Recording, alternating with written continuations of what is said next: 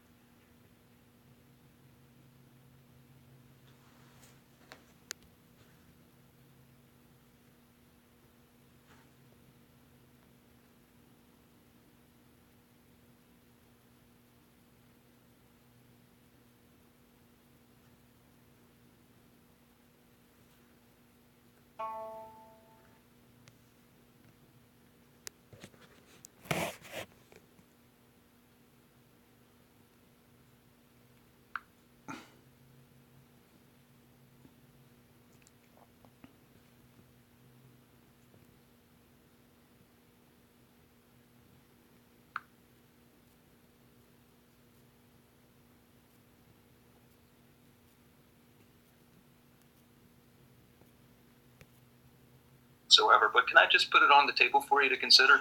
That's different. That's a different approach, though. Way to go about it. Yeah, absolutely. But for example, like I mean, a lot of us have stood up back in the day where people would use the argument, "Oh,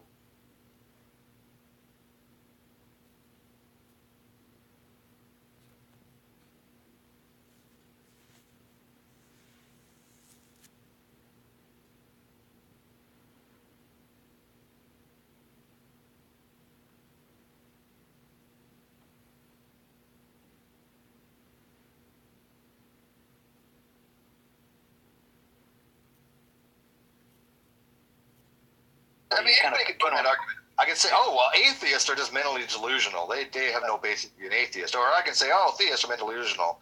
It doesn't do anything to further the conversation because from an externalist point of view, we don't know which one is delusional. And plus, if you still want to get into the medical thing, there's nothing in the DMC that even puts that as a medical condition. So you're already wrong on that account fundamentally, right? That's interesting. I hadn't known that. It's awesome. Yeah, Did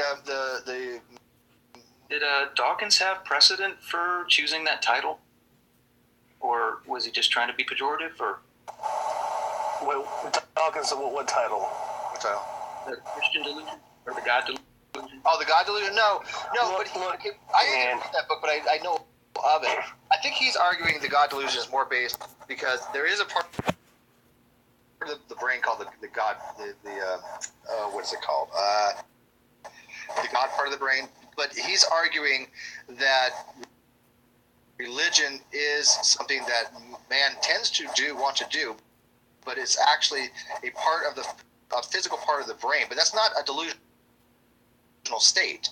He's more arguing that it is because of a physical part of the brain. Can I say something about Dawkins real quick? Because this guy, Dawkins, look, he's a fantastic biologist, all right? No doubt. But the thing is, like, did you guys see the YouTube video of Neil deGrasse Tyson pretty much scolding Dawkins for his lack of humaneness when he was basically giving a lecture? It was one of the most viral YouTube videos. It's like it's in the top 5 of all time. I don't know if you guys ever seen it, where Neil deGrasse Tyson was basically scolding Dawkins for being extremely snippy and very, very TV in his the way he was delivering a lecture. And I never actually saw. Well, Dawkins is an activist, right? I think that was a part 1 of what I was getting that, and I was actually saying that to get to the second part of what I wanted to say. He made probably one of those nastiest tweets I think I've ever seen from someone that about the Vegas shooting. I don't know if you ever saw the tweet that he made. But I think Dawkins really. So he had Sarah said Dawkins says a lot of weird shit, and I agree with Sarah. I think Dawkins does say a lot of weird shit.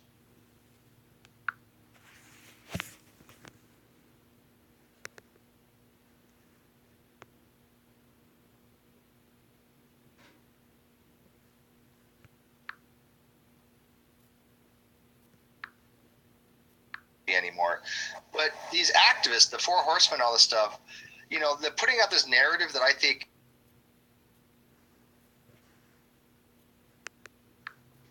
makes people feel good. It's I'm telling you what you want to hear in order to bring you to agree with me.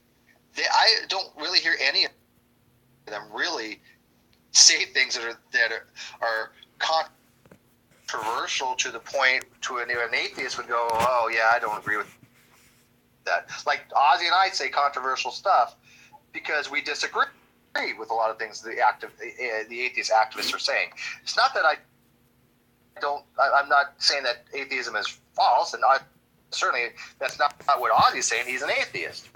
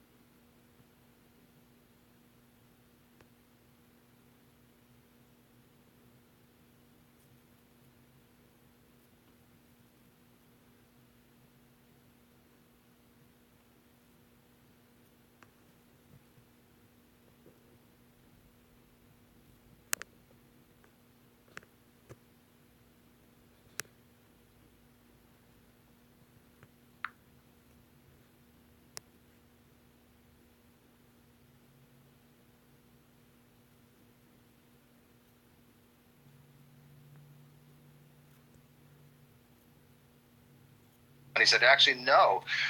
More recently, I have kind of thought it over kind of thing, and I found that if you claim to be a lack of belief atheist, a soft atheist, it is nonsensical to then call yourself an agnostic atheist. And he's absolutely right. All right, because the problem is that you're not having what? I'm trying to understand the logic. Because if you're a soft atheist, you don't have a doxastic position. How therefore can you put an epistemic modifier on it? Steve, I believe you have your bag of shushes right behind you, right there.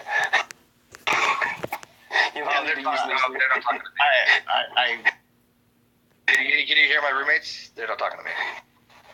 The mistake that I found that Delahunty made in his taxonomy was, I think I heard him say a couple times that knowledge was a subset of belief, which I didn't follow that part at all, because belief is a constituent of knowledge. Yep, belief is a subset. No, that's the reason for that is if you look on a Venn diagram, right? Knowledge is a subset of belief, because no in way. order to have knowledge, you first must have to have belief. Other way around. Therefore, it is a subset. That's the reason. That's where they get the knowledge of the subset of belief, and it is because if you knowledge is not a subset of belief. Belief is a subset of knowledge. Type of belief. It is a more confident form of belief. That's what knowledge would be on that scale. That's why I'm thinking I don't understand. No, knowledge is relative to truth. Belief is a like hypothesis I don't or theory. Believe in something, and I don't have knowledge of it. Even though I don't have knowledge of it, but you're inherent. As soon as you say I don't believe you obviously don't have knowledge. My God, this thing is so messed up. The only way you can attach an epistemic modifier to say I don't have knowledge of this is that at first you say I believe this, but I don't have knowledge of it. Yes, no, I agree. I would say that's not what the soft. I would say that if you classify yourself as an atheist, one that doesn't believe, then I would say you are inherently an agnostic. You couldn't be any other way. You couldn't be a Gnostic atheist. Well, actually, this is the opposite. If you're a hard atheist, you're inherently an agnostic atheist by that standard. If you're going to use agnosticism as an epistemic modifier, then it is only going to make any kind of sense, and it's redundant. It's actually superfluous if you're a hard atheist. And this is what Delahunty says as well to Anthony Magnabosco. That may be my lack of understanding, because I think two positions that I know that must logically follow is that if you're a Gnostic, or to say you have knowledge, then you must be a theist. those are things that must follow. And in reverse, the contrapositive of that, if you are agnostic, if you're an atheist, then you must be agnostic. No, I wouldn't see why if you're an atheist, you must be agnostic because you couldn't have. No, but that's not what the word. That's not what it means. If I say agnostic atheist, the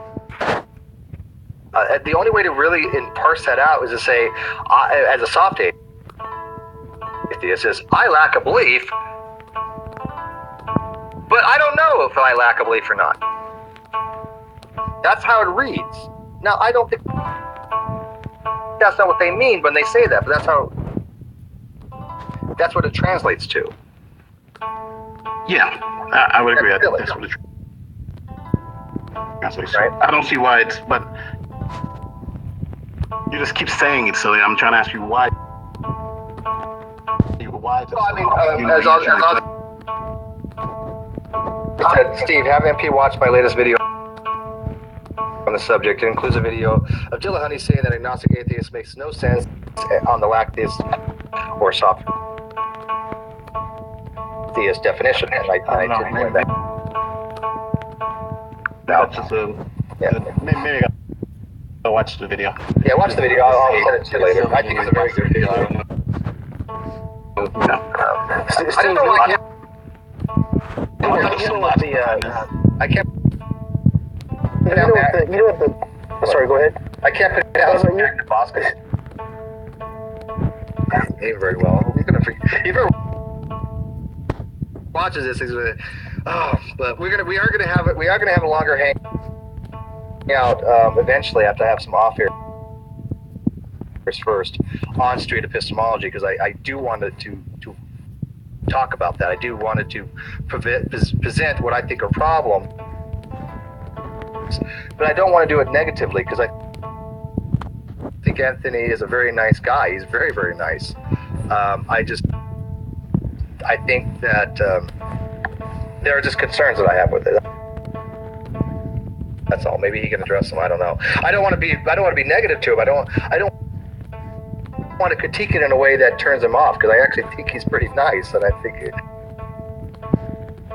that he'd be a great addition to have in a discussions like this. And I think he's got a good heart. I don't think he does anything like his street epistemology is not like presuppositionalism, which I think comes from a dishonest place. Right? I don't think street epistemology comes from a dishonest place at all. Did you guys don't know street epistemology? You never watched any of the street epistemology videos? This is my first. Never seen this. Oh, is you talking about on his channel? No. Yeah, but there's other people that do street epistemology too. I've known what street epistemology was for a very long time. I just didn't know that he was the one that really kind of pushed this. And I don't remember the guy's name that started it, Dr. something or other. But it would be fun to do, but I would do more of a modified street epistemological approach, because I find that the approach that they make kind of locks them into one type of narrative, and it's so focused on evidentialism that it doesn't take into account any other things for justifying one's beliefs. And I'm a non-evidentialist, so that to me, Dr. Peter Bogason, his name. Thank you. As somebody who thinks that an evidence to a empiricist approach, that you have to have some kind of empiricism or physical evidence to justify your beliefs, I don't particularly believe that. I think that's a great, obviously, way to justify. But I believe that you can be pragmatic or even prudential to have a belief that can be fully justified, even if the evidence doesn't exist, or even if the evidence goes against what you would think that would be the case. I don't adhere to Clifford's principle. Now, I'd love to get MJ's view on that, because being the philosopher, what I just said, does that sound too out there? Is that radical or? Yeah, in terms of I'm pretty. Go ahead. I'm sorry. I'm sorry. How radical do I sound by saying that, or does it make sense? Very Jamesian. I'm not really familiar with a lot of pragmatic epistemology, but William James did say something along those lines, where you can actually be prudential and pragmatic with your beliefs, with forming your beliefs. All right, so it doesn't sound too radical then. No, not from that. I don't really think it is. This is something I've looked into quite extensively because I am a prudential person. I am a pragmatic person. I believe in pragmatism.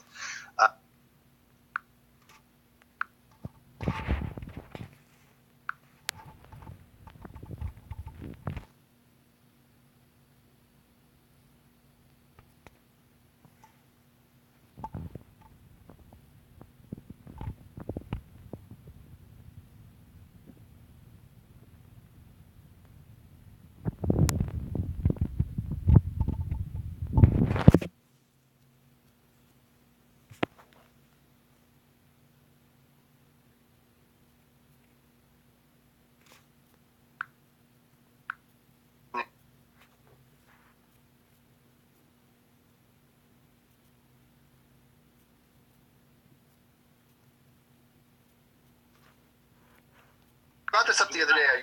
Do you remember much about logical positivism, where you basically is a theory of knowledge where the only way you can even formulate that a position or proposition has any kind of cognitive meaning is through strictly empirical observations. Exactly. And I think that's ridiculous. But I've actually had people tell me that that's the approach they take. And I'm like, do you know you're espousing logical positivism? And they're like, yeah, that makes sense. I'm totally that. Unless you can empirically observe it, it doesn't happen. But I'm like, there's just so many fundamentally things wrong with this. Well, but that's what they drive. But that's what they have to resort to in order to maintain this absolute atheistic, ontologically natural mindset of theirs. It was first proposed as a criterion of meaning at first, and I think it got extended over into epistemology. But they were basically just saying, these propositions of religion and ethics and aesthetics and all these things were completely meaningless if they couldn't be verified. Right, aesthetics were. There's a lot of philosophers, correct me if I'm wrong, that just thought aesthetics had no. It was basically useless. Well, it was meaningless, and meaningless. Yeah. What Wittgenstein did, because he accidentally started that whole movement in the Vienna Circle when he published his Tractatus, he saw where it was going, and he completely disagreed with where the Vienna Circle was taking his ideas. And he thought that, you got to, the mysterious Proposition 7, that which we cannot say, we have to remain silent. Yes, that's true, but that doesn't mean it's completely meaningless. And so he started to shift away from that picture theory of meaning that he had in the Tractatus and tried to confine it to languages, which is where you get but before, these knowledge claims and the knowledge claims about knowledge claims. So you got languages, then you have languages about languages.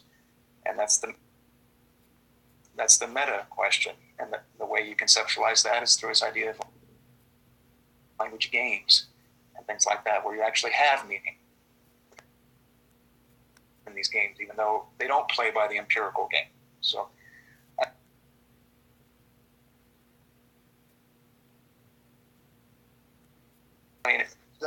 reminds me, I wonder if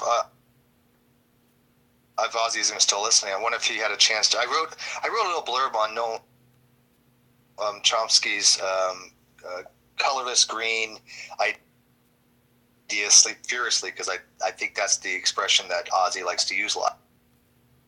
But he likes a variant of it. I don't really know, but I think he uses actually Chomsky's actual title. But I had written something on that in the Great Debate community, and I really wanted to get Ozzy's approach on it. Can I send it to you? Oh, sure, no problem. All right, I'll link you on it. Thank you.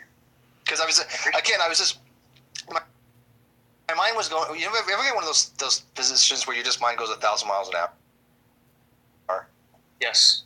Yeah, and that's what it was, and I was just spewing this shit out.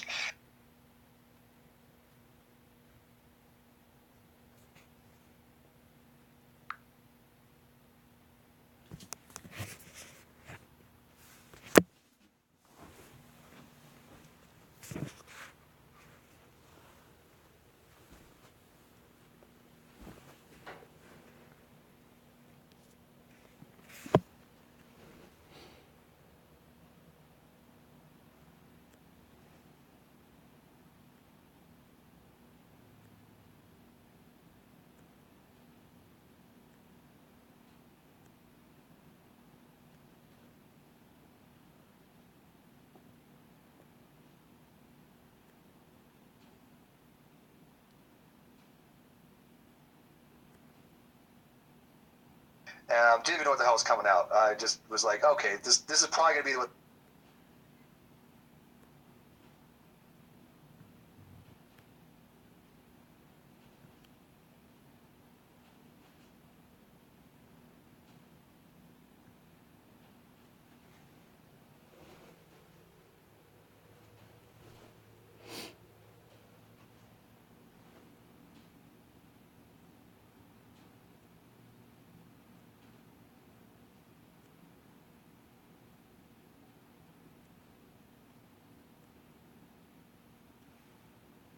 The dumbest things I've ever written.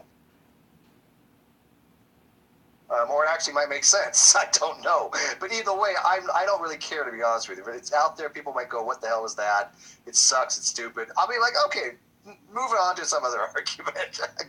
I'm not going to care if I embarrass myself. I'm never going to learn anything about why it was completely fucked up if I don't put something out there, right? Fortune favors the bold. There you go. And so does criticism. Trust me. Lots of criticism. But that's okay. But I'll get that to you. But anyways, MP, did you get the link to Ozzy's video?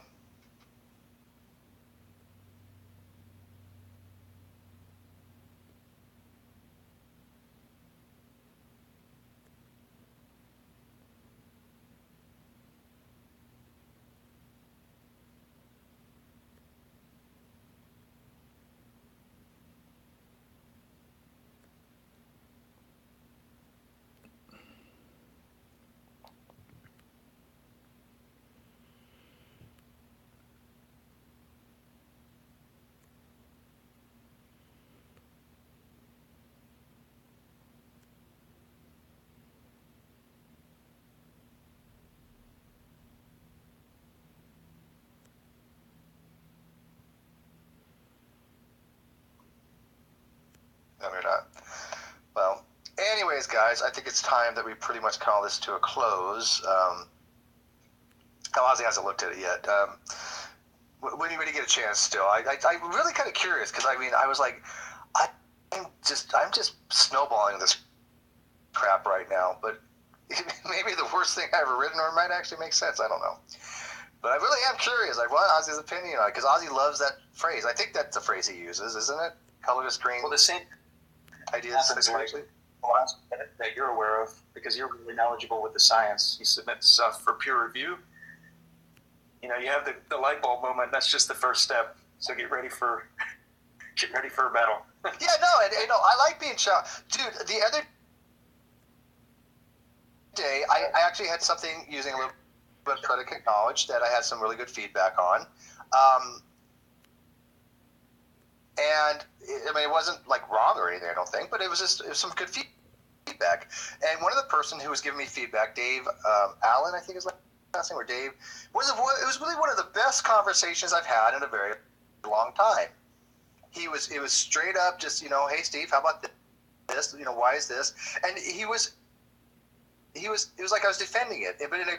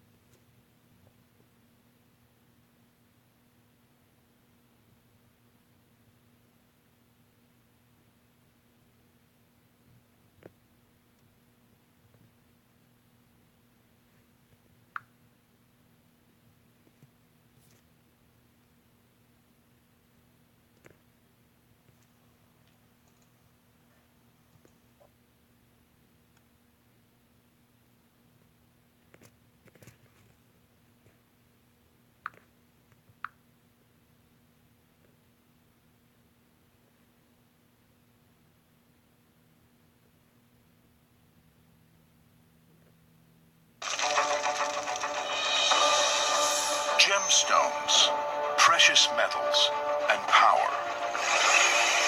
The building blocks of civilization. But how are they white?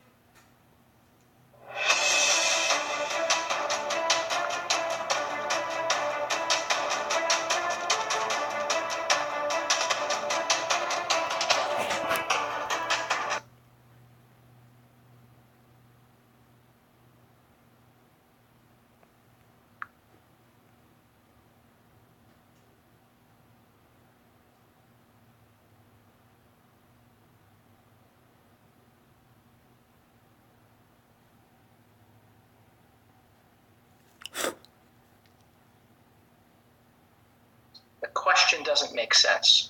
It doesn't matter if you phrase it as, you believe there's a God, is there a God, is there no God? It doesn't matter how you phrase it. As they see it, all God talk is literally meaningless, has no truth value.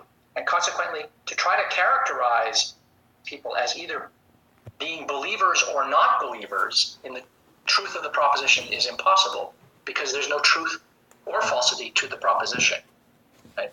So that's why. So the question presupposes that it has a truth value and it's intelligible. And once we presuppose that, and I presuppose that too, I don't believe in theological non-cognitivism. So I'm willing to put theological. What's that? I was just say you don't believe they exist. No, I'm just kidding. No. I know the position, because I believe the position is untenable. So I'm willing to say to a theological non-cognitivist, well, I think you belong in the non-theist category. I'm willing to say that. But when I do that, I am begging the question against their position. I'm assuming the falsity of theological non-cognitivism. I'm assuming that the question is cognitive, that it has a truth value, right? And so to have a typology that insists that they fall under theism or non-theism is to have a typology that denies their position at all, right? In other words, if what you're saying is true, that everyone falls into either theism or non-theism, then there's no such thing as a theological non-cognitivist, right? Well, I want to be sure there would be. And let me go and just answer a couple. I just want to respond to a couple of points that you made. The first point was about logically prior, that they have to have this understanding of what the question means logically prior. And I'm thinking in the conversation that we're having, none of us are theological non-cognitivists. We're having a conversation about of individuals who classify themselves as this, and which more or less above category would best describe their position. And we have theism, which we all agreed was a position of affirmation. You had to affirm to be a theist. And again, last time we spoke, you guys defined anyone who doesn't affirm that position as non-theist. So theological non-cognitivists, even if I'm not asking them, just understanding what their position, since they, by definition, aren't affirming the claim of theism, they're saying something else, then using the definition that you guys put forth, I was classifying them as non-theist, because that seemed to be the qualifying. So when you made the distinction between lemon and lemonist, it's true, that's a great distinction, but we were only asking, do you believe in lemons? I wasn't asking, do you believe in non-lemons? I'm just asking, do you believe in lemons? The question was structured to all this we were talking about is really contingent on their response to the position of affirmation. They can't. No, but they're saying there's no affirming it. They're saying you can't get as far as affirming it. Exactly. And you can't get as no. But nobody can.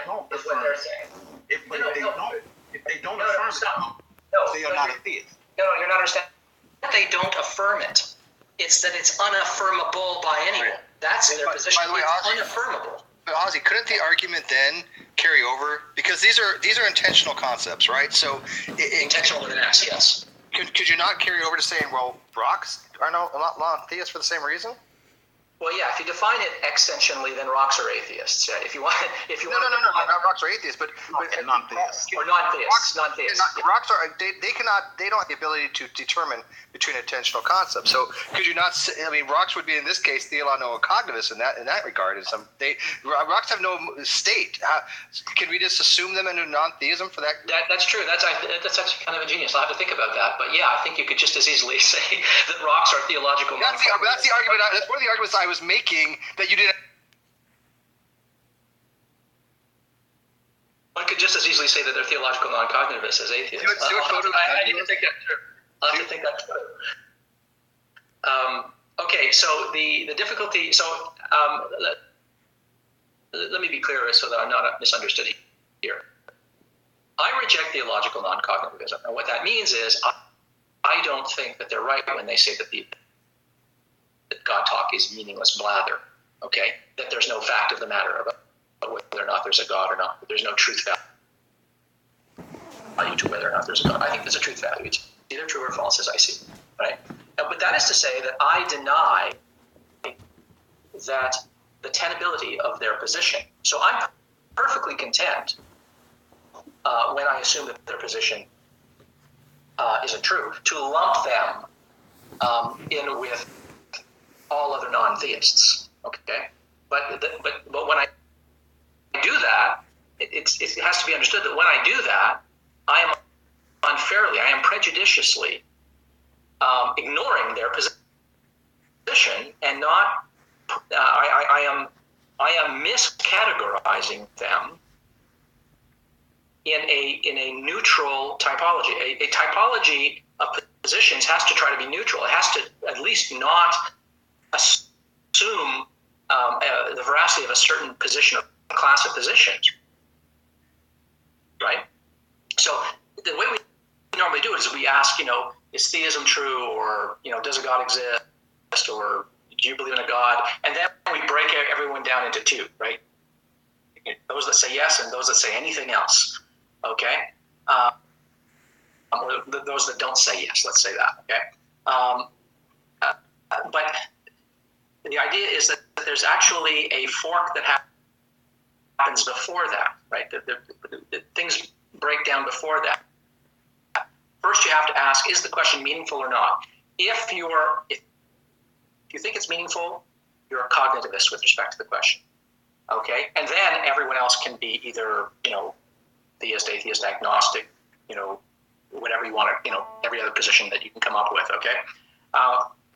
And then there are the non-cognitivists, okay? And they don't fall into any of those because they're not cognitivists, and so they don't think that the question is meaningful, right? So, if you wanted to have like a sort of branching diagram where everyone gets broken down into their ultimate individual positions, right? A set of nested hierarchies, you would start with the first question: is the question of God's existence cognitive? Does it have a truth value? Can it be true or false? Yes or no?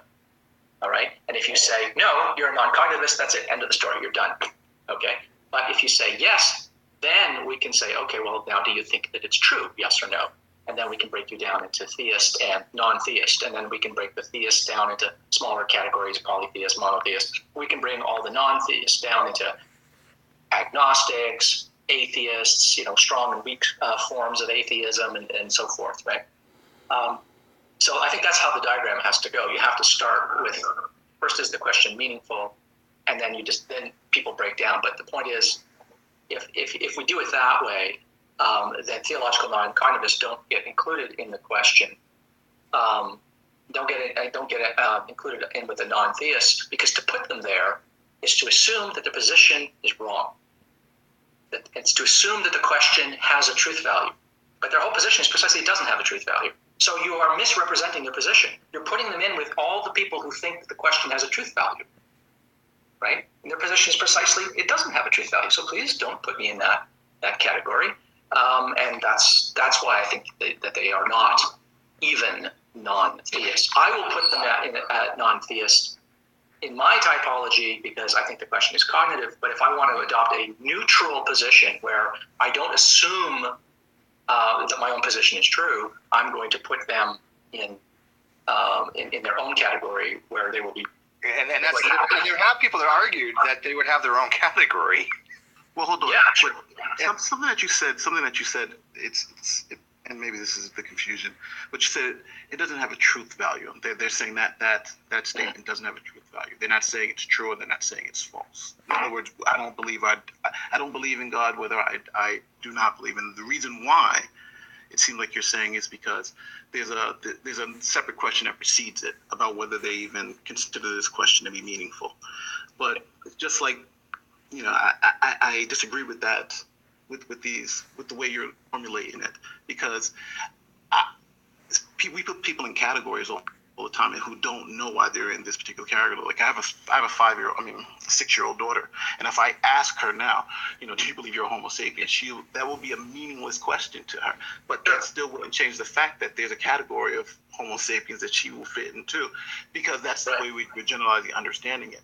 So I'm trying to understand it from that same model, that even though these people say we don't understand or that question is meaningless, we have made a determination, though, based on responses, based on someone affirming one particular position. We've defined them as X, and we've defined everyone else as Y. And I'm asking that because it seems like you're making the argument that the theological non-cognitivists can somehow all be a theist or a non-theist in certain situations. So I would respectfully say if there's really no situation in which a theological non-cognitivist can be a theist, then that seems to even support the fact that they are non-theists even more, because by definition, if you're not a theist, then you are a non-theist, the way we've been defining it. Okay, when you say by definition, if you're not a theist, you're a non-theist, that is again the way that sentence needs to go is assuming the question is intelligible, right? If you're not a theist, then you're a non-theist. Right? Then I would say yes, that's correct, and that's why I would put even theological non-cognitivists into the non-theist camp, right? But if you want to be neutral about this, if you want to extract yourself from your own commitment here that the question is meaningful, so as to fairly represent the position of the theological non-cognitivist, what you have to do is say, well, wait a minute, they don't think the question is meaningful. So the way to interpret the way the Venn diagram works, what you're trying to do is you have a Venn diagram, right? And you have everyone who has an opinion on the question of God, or doesn't have an opinion. You just got a Venn diagram of everybody. Okay, and then there's the subset of theists, and then there's everybody else in the larger set of all people. Okay, so theists are a subset of everybody, and everybody else who isn't a theist is a non-theist, right? But that Venn diagram assumes that the question is intelligible and that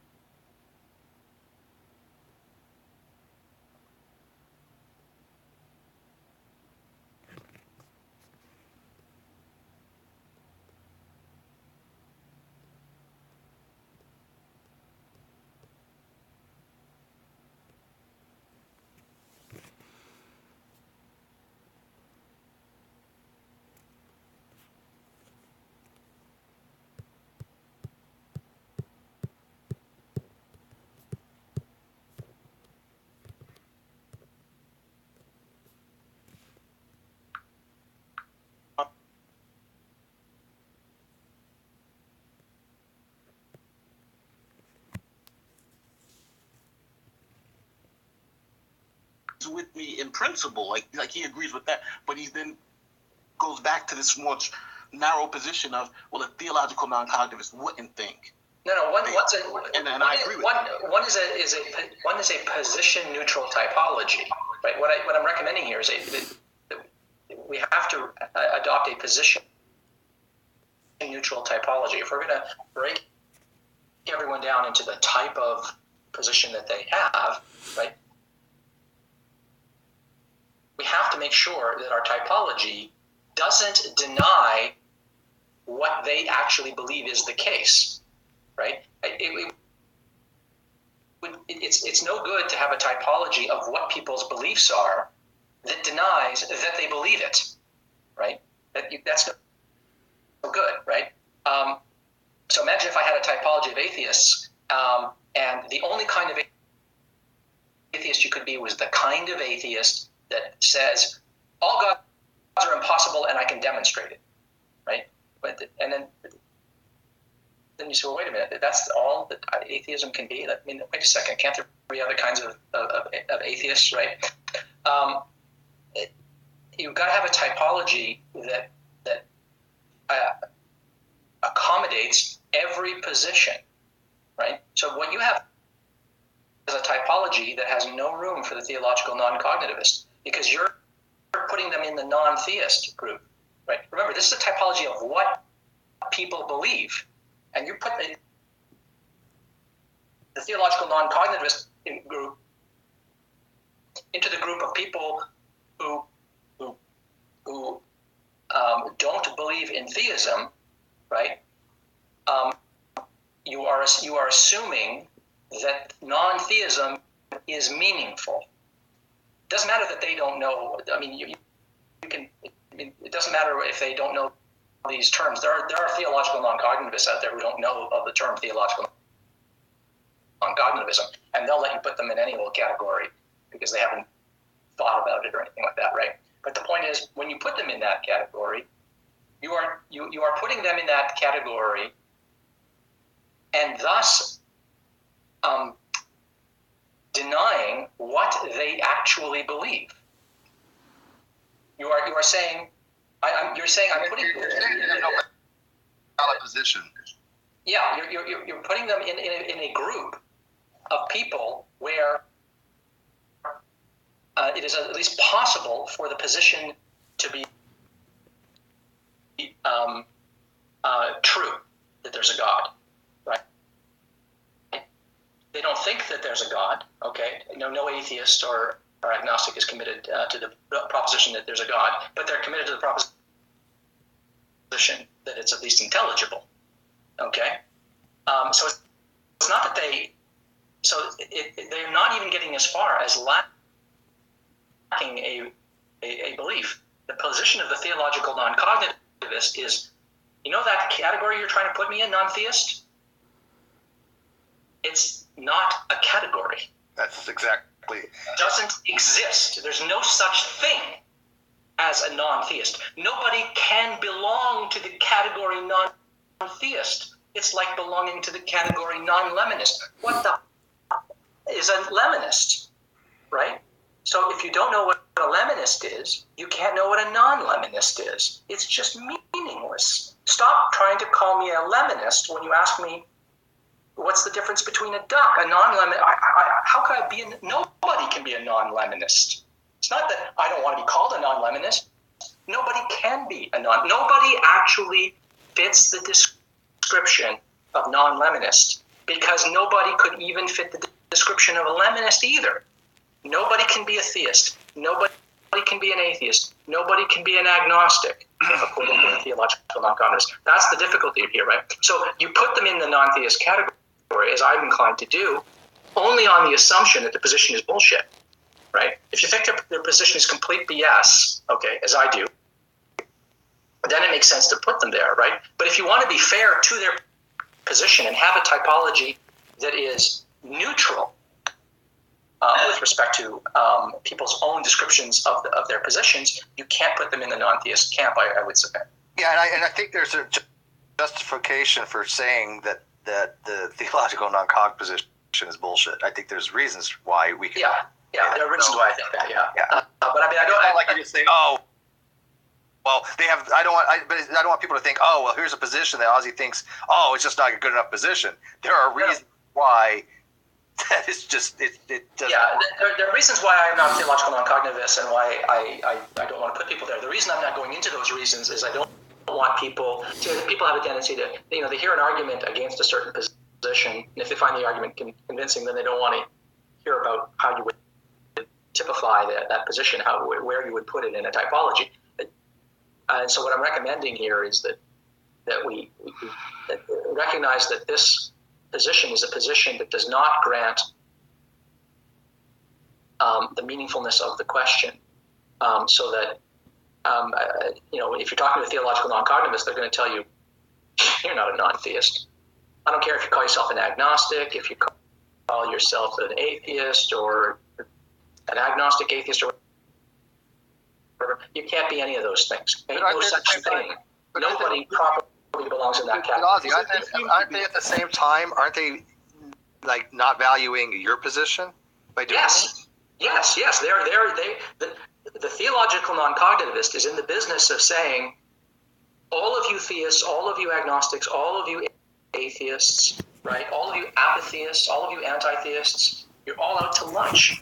You don't know. You think you are talking intelligibly because people have been using these words for so long. There's this long, rich discourse and so you think it's meaningful, okay? But it's like landing on a planet where people have been debating for millennia about the nature and quality of colorless green ideas and whether or not they sleep furiously. It doesn't matter that they've been doing this for a long time and that they all think that they know what they're talking about. There's no two people in the world talking about colorless green ideas who know what they're talking about. They're all equivocating all over the place. There's no two people with the same God concept, right? No two people know what omnipotence means. They all mean something different, right? All these attributes about the gods, right? That's what motivates theological non-cognitivism, is a sense of an absolutely irreducible and irresolvable mass conceptual confusion and equivocation that renders the entire discourse literally meaningless, right? And so that's why they don't want to be subsumed in any of these categories, because to subsume them in any of these categories is to deny that they're right. It's to say, well, no, your theological non-cognitive position is wrong. And they're saying, well, thank you very much not to assume that my position is wrong when you categorize me. The reality is, why is the theological non-cog even weighing in on the whole thing? I think it's perfectly okay if you think a discourse is polluted to come along and say this whole discourse is nonsense. I think I guess okay. In that regard, sure. I just think they're mistaken, but I don't think that they have no business doing it. I do want to address 2 points that Ozzy made, which maybe I think is the back and forth here that I just can't get over personally, maybe, and that is that this fact of the question between theism and non-theism, and why I'm disagreeing with you, gentlemen. And what I'm trying to the point I'm trying to get across is that when I talk about theism, I'm talking about the question, do you believe a God exists, and the affirmation of that claim. And as a consequence, anyone who doesn't affirm that claim, just as a consequence, is the other thing. And I don't care what label you put on it, they're just not them. And we talked about theological non-cognitivists. In this particular diagram, I asked the question, do they fit within this defined category? Just like, if we had any other thing and we set up a category and we say, does this thing fit in this defined category? And you say no, then as a consequence, they would automatically go into the other category. It's like something being symmetrical, and I say, well, or not symmetrical. You can't, if you say it's not symmetrical, then by definition it's asymmetrical. So I love that example. Here's why. That's the way I'm understanding it. And maybe that's perfectly right. You're seeing it in terms of set theory, which is right.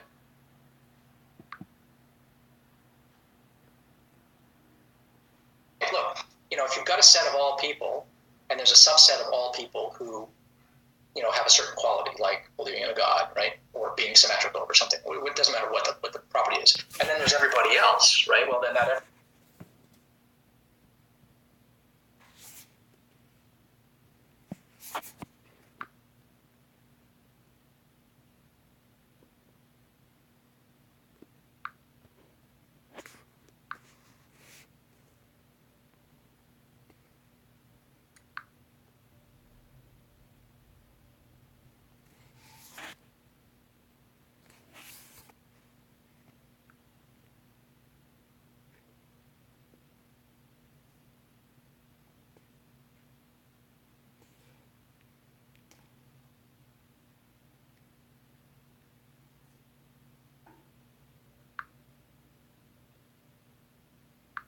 everybody else, you can.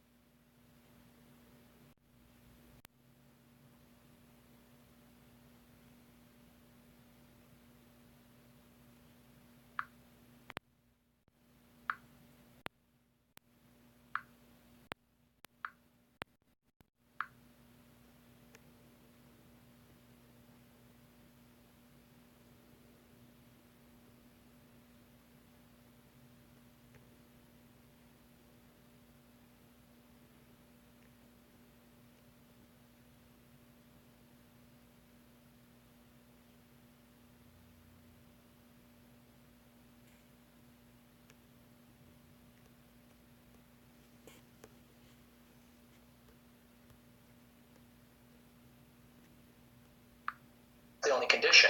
But no, that assumes that those terms are meaningful, right? If I said you're either a Marvel folks or you're a not one of those things, right? That literally doesn't mean anything, right? You're not going to assign a coherent meaning to it, but if there isn't a coherent meaning to it, then nobody is a theist, atheist, agnostic, or anything else in connection with. It almost seems like there are two consequences from some line of reasoning. It seems like now babies and rocks could also be theological non-cognitive. Well, that was that's kind of, but I'm making that argument. Totally different. But I'm taking that from an intentional. No, hang on. No, babies. I've been thinking about this. Babies and rocks can't be theological non-cognitivists. It occurs to me because I was sort of charmed by the idea at the beginning. But no, I didn't say they could be theological non-cogs. What I wanted to argue is that they're like that because they. I was trying to run more of a Fodor type argument. Oh, I see. Okay. Because these are intentional concepts, and right. They don't have the intentionality to pick and choose between one or the other. Yeah, no, babies and rocks. It's one of those things. Sometimes you answer a question and you haven't had time to think about it. But I'm reflecting on it now. Babies and rocks can't be theological non-cognitivist because theological non-cognitivist is a positive position. It is the positive position that all God talk is meaningless.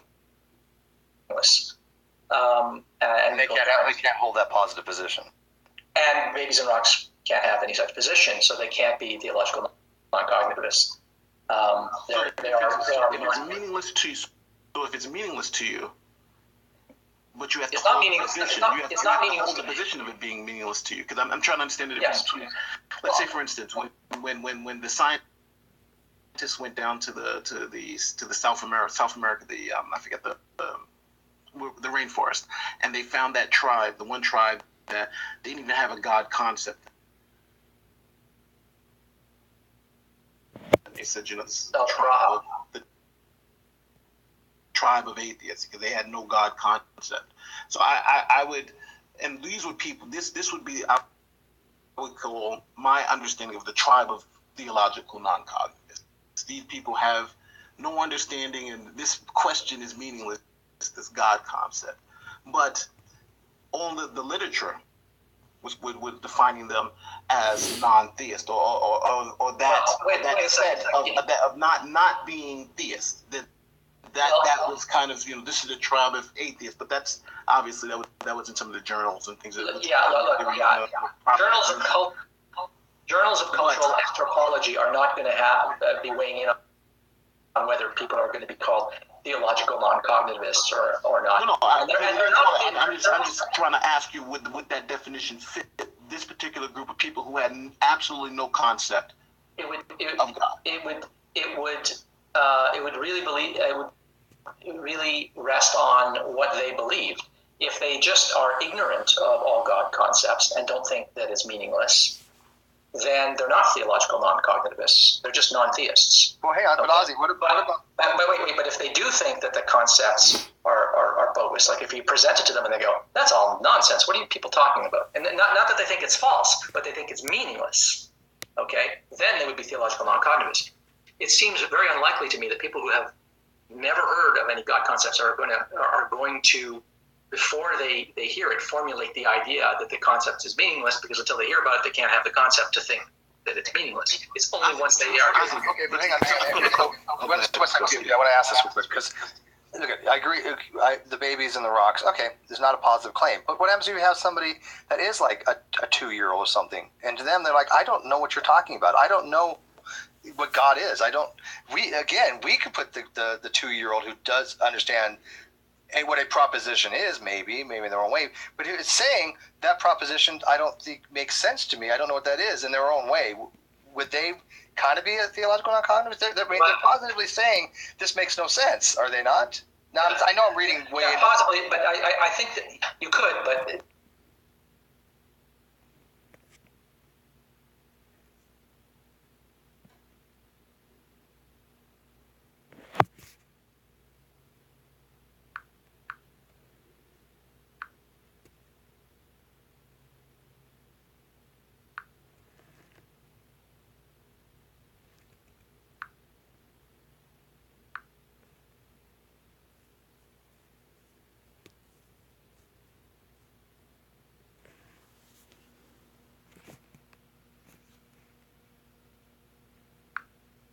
I think that would.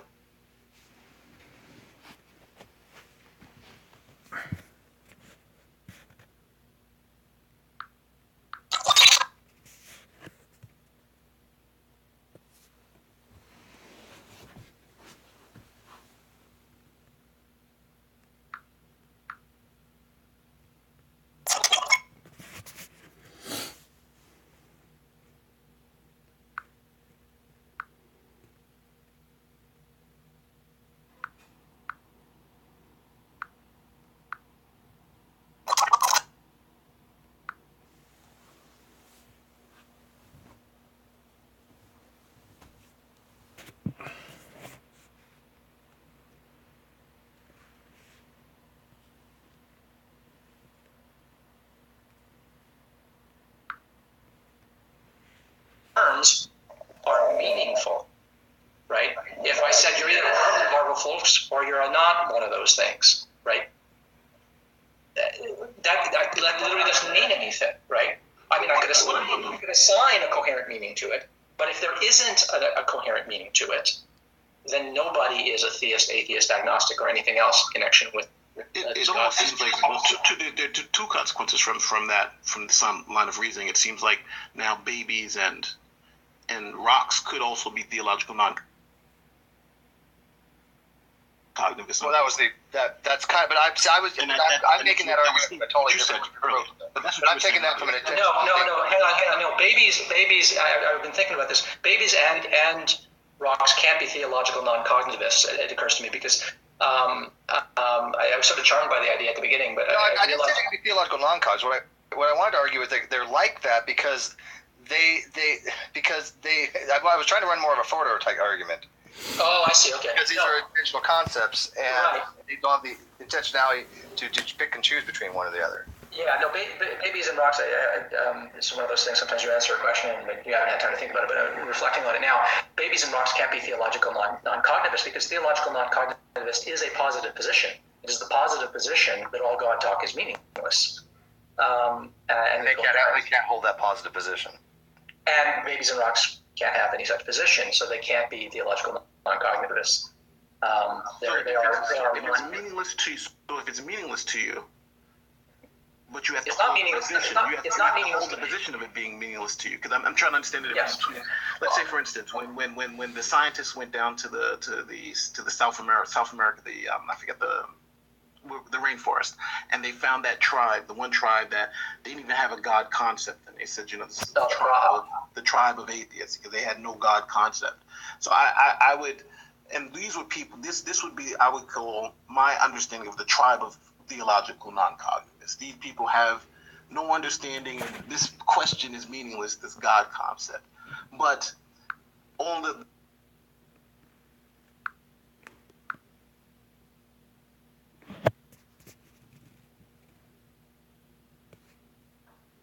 person who believes there's a God. A person is merely someone who affirms there's a God, whether or not they believe it. Okay, so even if the concept is muddled, as long as they enter into a certain kind of talk, okay, then that's extensional. It's not. It doesn't rest on what they believe. You can define it purely extensionally, right? And then you could say, and anyone who doesn't affirm any God talk, irrespective of what they believe, okay, is a non-theist. So you could define theism not in terms of belief, right, or commitment, but merely public assertability. Okay, so if you define theism in terms of public assertability, or the failure to publicly assert theism, then the theological non-cognitivist is, under that definition, a non-theist.